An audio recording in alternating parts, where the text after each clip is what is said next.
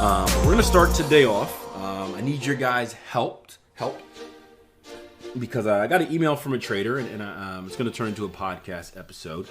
But I'd love to have your insight as well instead of just sharing my opinion. So we'll take a few minutes to do that before we hop into the charts. Email says, "Hey Akil, my name is," I'll leave the name blank, and I am 22 years old living in Germany.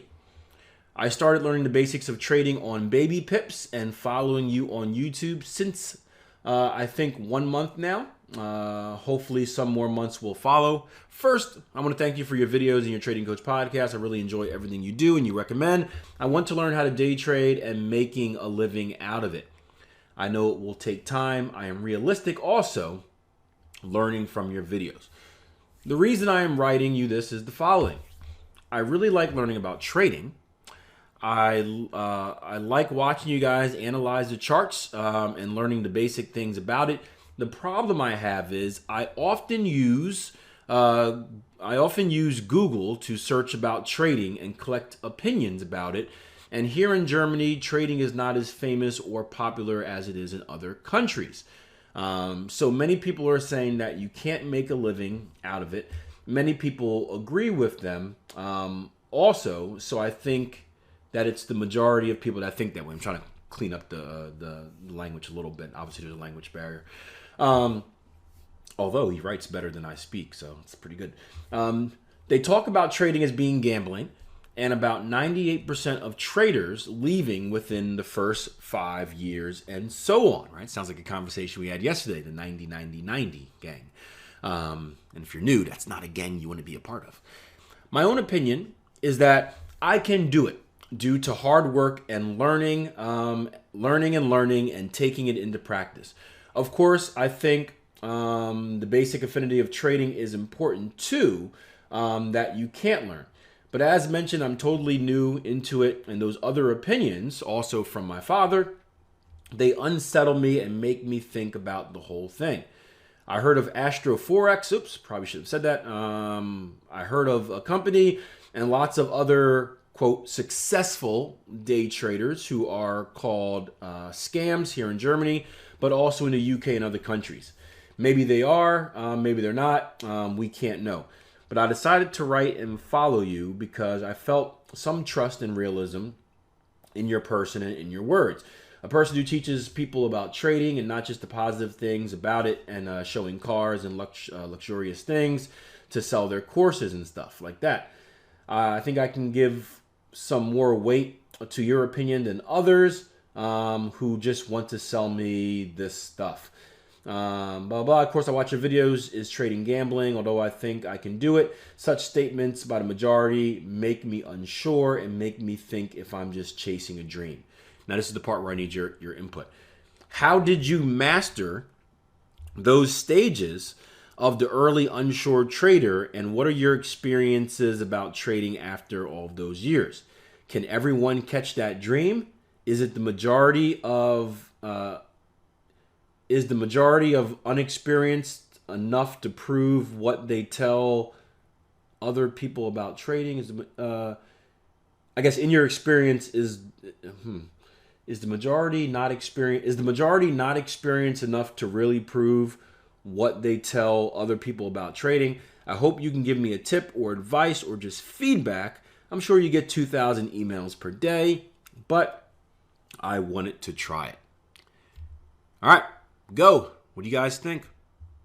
I guess first and foremost, were you guys under the same opinion? Did you face the same type of backlash? Were people telling you that you're an idiot, you're stupid for following this dream? I guess what got you into, what kind of got you over that hurdle of believing the masses? And what is your opinion in hindsight, looking back at where you're currently at today, for you guys that have made it kind of past at least that initial level in comparison to what you first thought?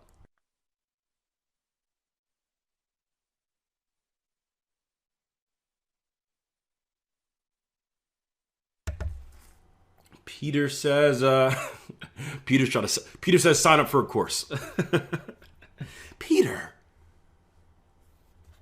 I mean, it's true. Sign up for next week's Ascension course. Yeah, for Ascension's workshop. But I told the trader I'd respond to him on podcast, so that workshop's going to be over by the time this is heard. Raymond says there was definitely backlash, but more of people not finding it dumb, but trying to protect me from failure because they didn't understand. So Raymond says people didn't necessarily think he was dumb or stupid for following this dream, but I guess the normal fear, and this is that whole comfort zone, the fear of doing something that is different, that's a little bit uncomfortable, that isn't kind of the natural, get a normal job, safe job, salary, all that fun stuff, which is kind of interesting because in these times, right, all those safe jobs aren't as safe as people once thought. That's a story for another day, but that's very curious. It's very interesting, right? The fact that many people have followed this path of safety. There's nothing wrong with doing it. I'm not one of those people that I don't believe everyone should want to be an entrepreneur. I used to be like that. And then I realized if everybody wanted to be an entrepreneur, the world wouldn't go anywhere because there'd be no employees, right? The point of life is to be happy, do something that makes you happy. And whether that, preferably, I think you should have a job that makes you happy. But if it's a job that produces a life that allows you to be happy, that's just as good. But it is kind of interesting that so many of the people that yelled at maybe people like Raymond, you're dumb for going out and trying to do something on your own. You should just, stick with this safe 9-to-5, this safe salary that has pensions and benefits and all this stuff. We get to a time like this where, and I don't mean to offend anyone because I'm dealing with the same hardships in my family and friends of people being laid off, but we're starting to realize that nothing is really safe. And in fact, if there was one thing that would be safe, maybe it's the thing that you have control over. And again, that's my mind speaking. The reason I want to be an entrepreneur is simply because I didn't want my life to I didn't want to rely on anyone for my livelihood. If I wanted to fail, I want to fail on my own. If I want to succeed, I want to succeed on my own. I didn't want any ceiling in what I could accomplish. I didn't want to rely on someone else as being my floor. So that is interesting. These days it's kind of gotten flipped. But yeah, Raymond says people didn't necessarily call him dumb, but more of a safety. They didn't want to see you fail. They heard trading is gambling. Maybe they heard the numbers of the failure rate, and they said, let's try to gear you away from it because you're really going against the grain. And I don't think they're wrong for that. I mean, especially people that are. I mean, you would hope you have people that encourage you, but at least they're doing it for the right reason. I mean, again, if you're going into an industry where you hear 90% of people fail, and you're like, hey, I want to do that, the chances are you're going to fail. Now it's up to you to be a little bit different, but I can understand where the protection comes in. That makes perfect sense. Andrew says, my flatmate is still asking me if I'm a millionaire already. Give it a few years. When you're good, he's going to ask you to trade his money for him. I can't tell you. I put a interesting tweet yesterday where it's like, I've got a Samsung Galaxy Note 8, which is like 1 million years old now. And my notifications no longer work, right? I don't, first I thought I had it on mute. I didn't really care about it. Like it doesn't make a noise when I get like an email or a text message. And I went into the settings and did all this stuff. And of course, conspiracy theory where it's like, it's been like this for a while. As soon as a new phone comes out, right? They hit the little switch and they make all your old phones have bugs. That is actually proven. Apple lost a lawsuit because of that. Although what they had to pay in the lawsuit wasn't nearly as much as what they made on new phone sales. So I put out this little conspiracy theory thing like Samsung's trying to get me to buy a new phone. But little do they know, I don't want my notifications on anyway because they annoy me. And everyone and their mom and their sister is reaching out to me during these times. Again, because I'm the money guy, the trading guy, the market person for advice. And all these people before were the ones that were just like, hey, you're crazy, you're stupid. Why would you do that? Isn't that gambling? So it's funny how things switch so quickly. Raymond says, or Ali says, listen to people who have what you want. Don't listen to people who have. Listen to people who have what you want. Don't to those who don't have success and are still giving you info for what you should do in your life. Yeah. So listen to people that have done it. Don't listen to people that have not done it. Is basically what he's saying. And yeah, I think that's I think that's a good advice as well, right? Listen to people that have gone through the journey instead of people that haven't done it, because in many cases, people that haven't done it, no matter what that it is, the reason they haven't done it is because if they want to do it, The reason they haven't done it is because they're afraid. And you are a threat to them, because if you were to do it and succeed, you put pressure on them to succeed as well, right? Think about it as a group, right? A great quote I heard from Will Smith once was, Will Smith hates skydiving, right? He's afraid of heights. He hates skydiving. He was with some friends at a bar or something, and a couple drinks are flowing, and they come up with this great idea where they say, hey, we're gonna skydive tomorrow. He's like, yeah, I'll do it, because peer pressure. And then he gets to the next day and he's like, oh crap, like I actually agreed to do this, and he's trying to look for people to back out. He's trying to be like, hey, Jim, you you don't really want to do this, right? Hey, Todd, hey, Mike, right? You don't really want to do this, right? And he's looking for people to give him an excuse not to do it. Because if two people do, that's just the excuse you need. Mike's not doing it, Todd's not doing it. Nah, okay, I'm not going to do it either. But when everyone's saying yes, that puts pressure on you, right? No one wants to be that oddball. No one wants to be that one person that says no when everyone else is doing the right thing. So that's one of the reasons a lot of people will kind of crush your dreams, because it's nothing to do with you. It's selfishness with them. It puts the pressure on them to do the same. And many people aren't willing to do that. Going on, you have to have an entrepreneurship mindset to do this and pursue it, I think. Yeah. And this is your business. Trading is a business from every aspect. It's one of the greatest businesses out there. If you just look at it from a business perspective, do you need a brick and mortar location to be a trader? No. Do you need employees to be a trader? Do you need to hire employees? No. What is the startup cost? Minimal. Right? What are the hours? You're choosing. And eventually you get to the point where actually the hours are kind of infinite, because the money, you can make money while not actually doing work. But it's mobility, freedom of time, right? It checks all the boxes for the perfect business. And online businesses in general are like that, but trading and trading, because of the fact that, again, it can allow you to create money without you doing a per hour type of work for it. So yeah, you definitely are an entrepreneur if you want to be a trader. Of course, you can grow to anything you want. If you really love trading, Raymond says, you should just shut those others out of your head and stay focused. That's exactly what I'm doing. I love trading, and I want the personal responsibility over my life. Drew says, I'm a little late on the question, so forgive me, guys. For me, it was the same chances of turning pro in football, except it all comes down to the mental discipline and hard work compared to athletic ability. Yeah, I remember I started writing an article, this was like 10 years ago, on the comparison between making it and trading. And I think I chose professional baseball with the odds and stuff like that. And it's very similar. The only difference with trading and a professional athlete is, professional athlete, you have to win the genetic lottery. So I don't care who you are, right?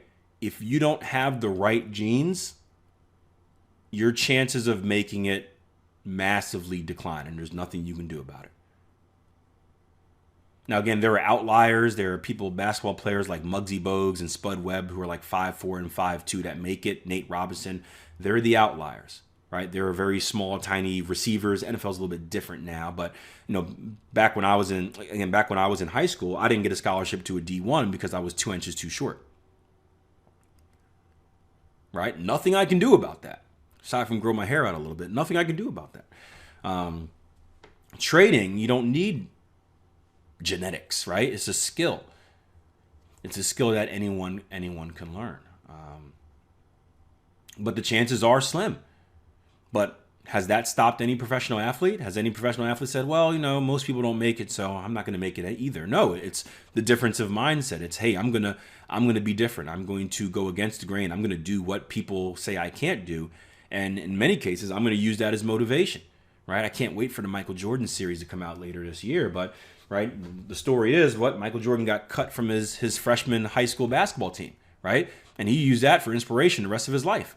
Tom Brady, one of the greatest quarterbacks of all time, right? Drafted in what was he, a 6th-round draft pick? Late in the draft. Had like the worst measurables ever at the NFL Combine, right? All these teams that passed up on him, he wrote them on a checklist and used that as motivation for the rest of his career. So I'm like you. That's how I like to use it. I find pleasure in trying to achieve something that most people won't achieve. That's winning the game for me. That's winning the game. You won't know unless you try it and you get the right education to see how successful you are. Yeah, and that makes a difference too. The right education, that's massive, and that goes back to changing the kind of the idea that everyone puts in your head that trading is gambling. And if you have the wrong idea about what trading is, you're not going to be successful. And it doesn't necessarily have to be trading is gambling, but if you think the whole get rich quick scheme, you're not going to be successful because now you're shooting for an unachievable goal, right?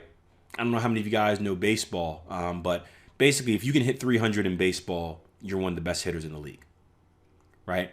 So if you can get a hit 3 out of every 10 at bats, you're one of the best hitters in the league in professional baseball.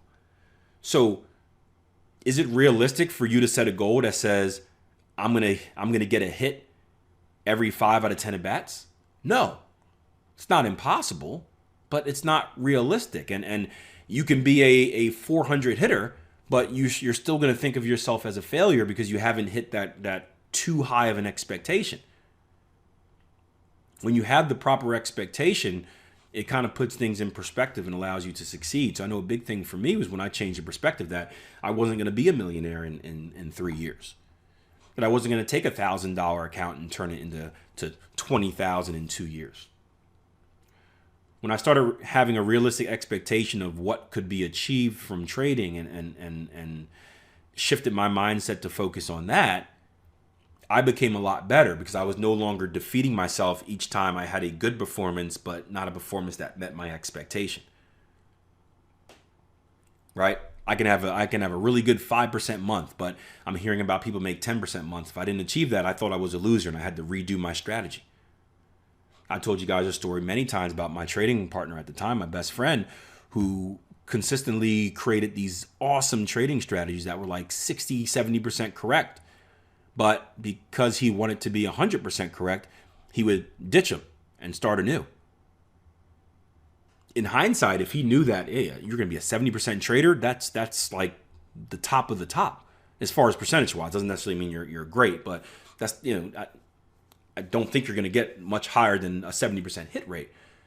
If that would have been his expectation, he probably would have stuck with the strategy. If he would have stuck with the strategy, he would have fine-tuned it to maximize the expectancy, and he'd probably be a really profitable trader right now. But he had false expectations. He thought 90% had to be the goal, so he threw away the good in hopes of what he thought was the great. Jerry says, you find someone who has done it and is doing it, learn how they are doing it, and become a massive learner of their approach. Yeah, the best way to, and I don't get why people don't understand this, right? Everyone wants to reinvent the wheel. I mean, it's an ego thing. I do understand why people don't do this. It's an ego thing, right? The best way to become successful is to find someone that has already done it and copy them. And there's no shame in it, right? Many traders especially have ego issues where it has to be done their own way. Find someone, you don't need to reinvent the wheel.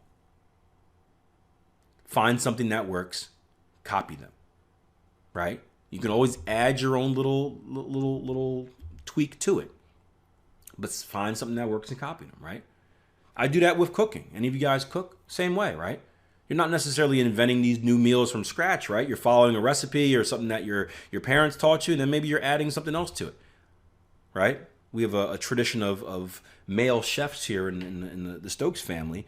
And I was telling my dad the other day, like, hey, remember, we used to grow up, I used to love tuna fish patties, like crab cakes, but I'm allergic to shellfish.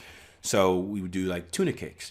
And that was one of my favorite meals growing up. And the other day he came up and I made some for him. It's like, what'd you do this? I'm, well, I put some, not just tuna fish, but I put some black beans in there and blah, blah, blah. And just added a little tweak to something that was already good to kind of make it my own.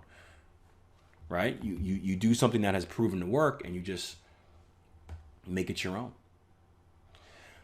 Some people will tell you that it can't be done because your potential success is intimidating to them, but it might be showing them their own fears about stepping out of their comfort zone. Yep, and that's 100% true. Now, I would say many people may not even notice that. So you got to be fair to those people. It's 100% true, but a lot of people don't even realize they're doing it. It's just because it's comfortable. It's the natural thing to do, right? It's the natural thing to do is to be comfort and be cautious. So some of those people know. Some of them people know. They look in the mirror every day and they say, I'm a failure, I'm a loser. Some people know that, but some people don't. They've just been trained that way for their entire life. And they don't know any better. Cody says, great quote by Will Smith, fail early, fail often, fail forward. Beautiful. I'm almost caught up on your comments, by the way. Jerry says, trading has to be a passion. If your attitude is, hey, looks like this is a way to make money, so I'll give it a shot, you will end up with your first string of losses. Yeah, and that's the perspective we talked about. Yep. You got to have the right idea of what it is. Peter said, I had that friend, thought he would be part of the 99%. Craig says, got to enjoy the process. Jerry said, people always tell me what an awesome cook I am. All I do is follow the recipe without deviation. Yeah, look, if it works. Like, how do you think chain restaurants work? Right? How do you think chain restaurant works? Right? The chefs aren't back there doing their own thing, are they? No, they're following the recipe. They're taught a specific way to cook this specific meal on the menu because it is proven to work. It is proven that people like it. It is proven across restaurant to restaurant to restaurant that this is the way to do it. And when people go to that new restaurant, they expect it to taste the same. Yeah. No different. Peter says, that's what I love about Tier 1 trading. We have a great menu and we can run with some strategies, or we can adjust them to fit our trading style. You have the safety and safety net of a community around you to help if needed. Joe Kim says, learn to love the process, learn to love trading, develop good habits and routines, enjoy the process and work the mindset. So I appreciate that, guys. I want to, how did you guys, did any of you guys fall for scams at all? I know we've had a few accountability sessions. I just shared one, or I think I'm going to share one today, of one of our traders who blew 20 grand in the market.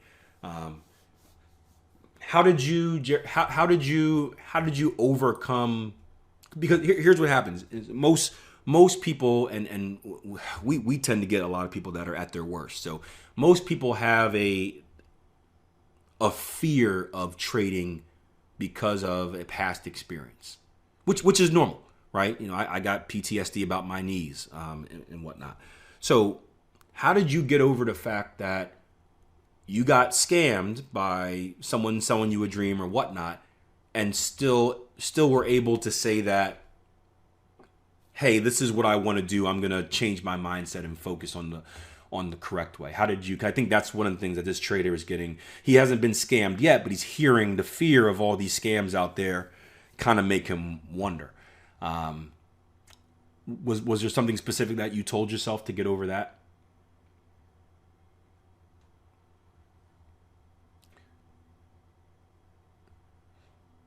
I was fortunate enough to never be scammed either. I don't even think I felt, and scams are different. Don't get me wrong. I don't think I didn't fall for any scams because I was too stubborn at the beginning to think that I needed help. So I was like, someone was like, hey, Akil, I'll make you $1 million in a day. I'm like, no, I'm gonna do it myself. So I think I was too stubborn in wanting the ego of me wanting to do it, because I already thought I was this good trader because I did really, really well in the stock market. I think that caused me to just ignore anyone reaching out for help, aside from Jason Stapleton when he reached out and put me through I'm going to call it a trader intervention, and basically put me in the corner of the ring and punched me until I said no mas. It was like Ali Foreman, except that I curled up in a ball and died instead of kind of rowling at the end.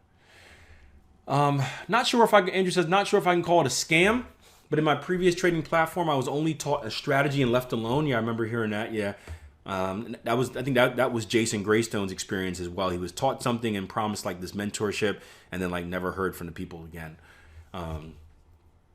So yeah, and you want to be careful with the word scams, I don't, maybe we should use a different term.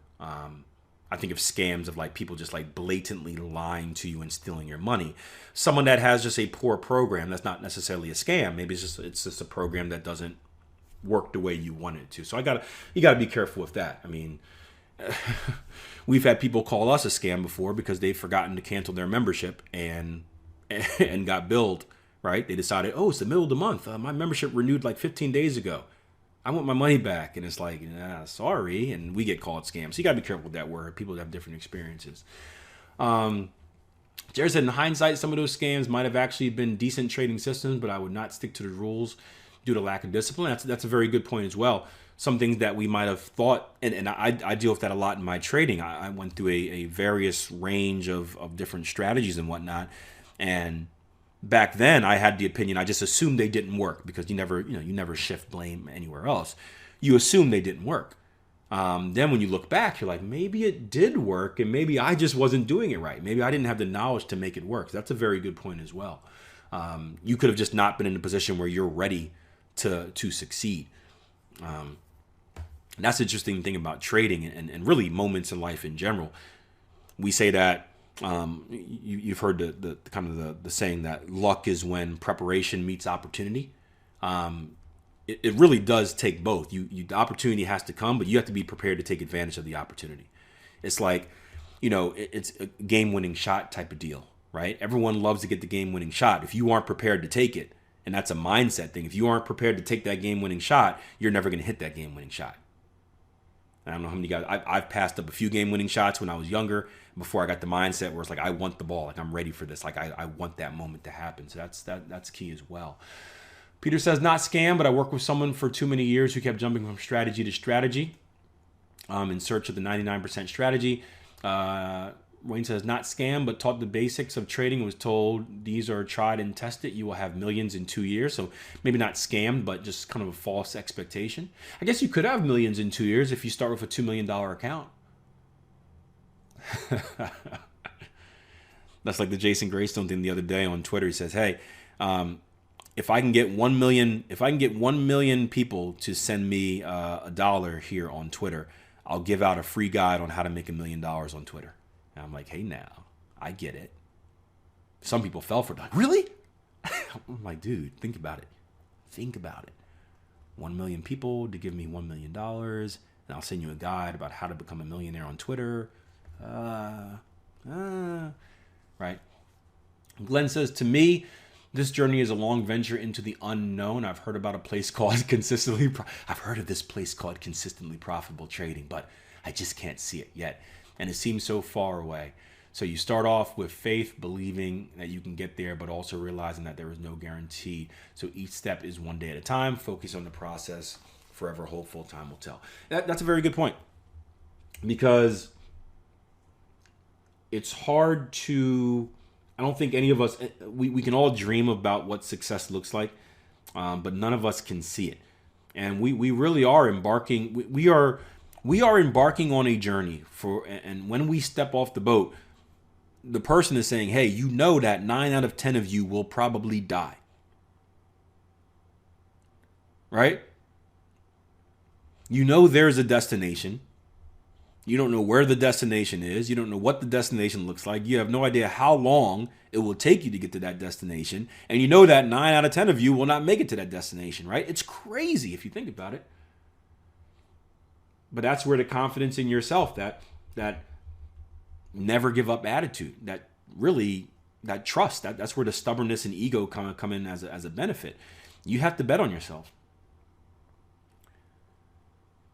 And at least, again, when you pair yourself with the right people, there's a big difference. I like to think of these, again, we can call them scammers, whatnot. People that just try to give you systems, right? That's like giving you a weapon. So you're heading out for this journey. It's like, well, here's a knife. You'll use this knife and this rope to get to your destination. It's like, well, that doesn't really help me. Like, I don't really know how to, I got this knife and this rope, but do I go left? Do I go right? Do I go forward? Right? You don't really have any information. That's where I think we've done a great job at being different, where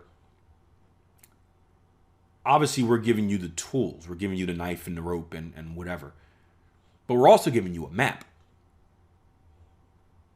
Now, that map is not a very... It's a detailed map, but not a detailed map, meaning it's a detailed map of what you're going to have to go through and what path you should take. But let's say things have changed since that map was created, because different people are going to take different routes. There's many ways to get to that ultimate destination. But the main part is that community. It's along that journey, there are people that have made it to that final destination who are still on the path. And each time you get to a different checkpoint on the path, each time you get to a different obstacle, it's like having a personal guide with you saying, hey, yeah, so you see how that tree's knocked down? Here's what you want to do. Now, you still have to do it. You still have to do it. So it's like a spirit guide, I guess. I'm trying to think of a movie that had a really good spirit guide in it. But it's like a spirit guide saying, hey, Raymond, there's going to be a tree. Use the rope. Throw it over the tree. Pull it like they're showing you the path. Now, you still have to do it. But that's the biggest help that we have here is we can give you the tools, but we can be that spirit guide with you through the journey. And that significantly increases the percentage chances of you making it. Not everyone makes it. People still die. But that significantly increases those chances. And that's on you guys.